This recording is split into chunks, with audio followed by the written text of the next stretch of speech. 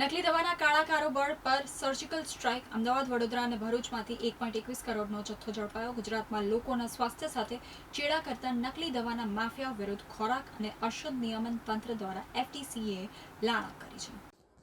ગુજરાતમાં લોકોના સ્વાસ્થ્ય અને ચેડા કરતા નકલી દવાના માફિયા વિરુદ્ધ ખોરાક અને ઔષધ નિયમન તંત્ર FDCAએ લાલા કરી છે. ગાંધીનગરથી મળેલી સૂચના બાદ અમદાવાદ, વડોદરા અને ભરૂચના વિવિધ વિસ્તારોમાં દરોડા પાડીને કુલ 1.21 કરોડની કિંમતનો નકલી દવાઓનો જથ્થો જપ્ત કરવામાં આવ્યો છે. આ ઓપરેશન દ્વારા નશાકારક દવાઓના ગેરકાયદેસર વેચાણ પર મોટા પ્રહારો કરવામાં આવ્યા છે. તંત્ર દ્વારા કરવામાં આવેલી કાર્યવાહીમાં મોટા ખુલાસા અને ચોંકાવનારા ખુલાસાઓ સામે આવ્યા છે, જેમાં નશાકારક કોડીન સિરપને લઈને થતો હતો. દરોડા દરમિયાન ₹76.51 લાખની કિંમતની કોડીન સિરપની બોટલો મળી આવી હતી, જેનો જથ્થો પ્રોહિબિટ કરવામાં આવ્યો છે. આ સિરપનો ઉપયોગ દવાની આડમાં નશા માટે કરવામાં આવતો હોવાની શંકા. અમદાવાદ, વડોદરા અને ભરૂચમાં ફેલાયેલા આ નેટવર્કમાં અનેક મોટા માથાઓ સંડોવાયેલા હોવાની શક્યતાઓના પગલે તપાસ તેજ કરવામાં આવી છે. તપાસ અધિકારીઓના જણાવ્યા મુજબ જપ્ત કરાયેલી દવાઓ પરવાનગી વગર નિયત ધોરણોનું ઉલ્લંઘન કરીને વેચવામાં આવતી હતી. આ દવાઓ દર્દીઓ માટે જીવલેણ સાબિત થઈ શકે તેમ હતી.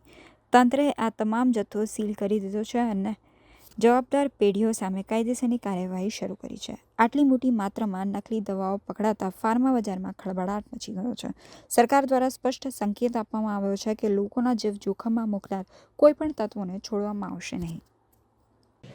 વડોદરા અને ભરૂચ જેવા મહત્વના દવા ઉત્પાદકો અને કંપનીઓ દ્વારા બિનકાયદેસરની દવાઓ, નાર્કોટિક્સ દવાઓ વગેરેના ઉત્પાદન અને વ્યક્તિઓને જે નુકસાન પહોંચાડતી દવાઓ, આ તમામ પ્રકારની જ્યારે એકવાર અમારી મિટિંગ બોલાવેલી હતી ત્યારે ફૂડ એન્ડ ડ્રગ્સને અમે કડક સૂચના આપેલી અને અમારા અધિકારીઓ દ્વારા ગુજરાતની અંદર દરોડા પાડીને 1.21 કરોડના આવા દવાના જથ્થાને જપ્ત કરવામાં આવ્યો છે અને 2 થી 3 પેઢીના લાયસન્સ રદ કરવામાં આવ્યા છે. ઇમ્પોર્ટ એક્સપોર્ટ કરનારી કંપનીઓના પણ લાયસન્સ રદ કરી દેવામાં આવ્યા છે. યુસુફ મેડિસિન્સ અમદાવાદ ખાતે જે આયુર્વેદ દવાની અંદર એલોપેથિક દવાઓ ભેળવીને પણ વેચાણ કરતા હતા, જે ખરેખર શરીર માટે પણ હાનિકારક છે, લોકોને છેતરવાની વાત છે. આયુર્વેદની દવાઓ લોકોએ લેવી જોઈએ તો એના નિષ્ણાત તબીબી પાસે લેવી જોઈએ, આવા લેભાગુ તત્વો પાસે લેવી પણ ન જોઈએ. એ જ રીતે કેટલીક દવાઓ મોન્જારો ક્વિક પેન ઇન્જેક્શન જે ડૉક્ટર પ્રિસ્ક્રિપ્શન લખીને આપે પછી જ મેડિકલમાં પ્રાપ્ત થતું હોય છે.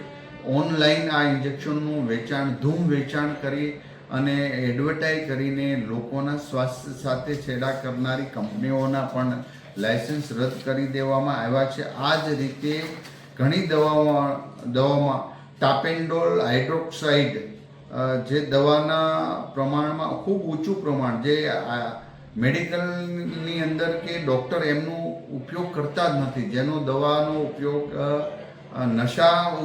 નશા કરવા માટે ઉપયોગ થતો હોય છે, એવી દવાને કરીને નાશ કરી દેવામાં આવ્યો છે. આ તમામ અમારા અધિકારીઓની ટીમ દ્વારા કામગીરી થઈ રહી છે અને ગુજરાતની અંદર આવા તત્વો જે દવાઓમાં ભેળસેળ કરે છે, ડ્રગ્સ સાથે છેડા કરી યુવા ધનને ગેરમાર્ગે દોરી અને નશાકારક દવાઓનું પણ વધુ પ્રમાણ દવાની અંદર નાખી અને નશાયુક્ત દવાઓનું વેચાણ કરનારા લોકો ચેતી જાય, કારણ કે આ પ્રકારનું કોઈ પણ બિનકાયદેસર વેચાણ અથવા તો ઉત્પાદન ફૂડ એન્ડ ડ્રગ્સ ક્યારેય સાંખી લેશે નહીં.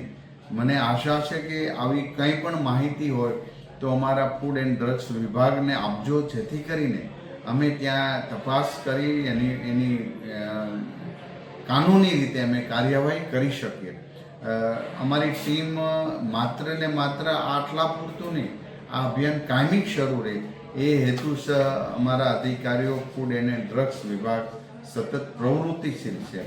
એક પણને છોડવામાં નહીં આવે. ઝીરો ટોલરન્સની નીતિ સાથે ગવર્મેન્ટ કામગીરી કરી રહી છે અને આરોગ્ય અધિકારી પણ અમારા સતત કામગીરી કરી રહ્યા છે.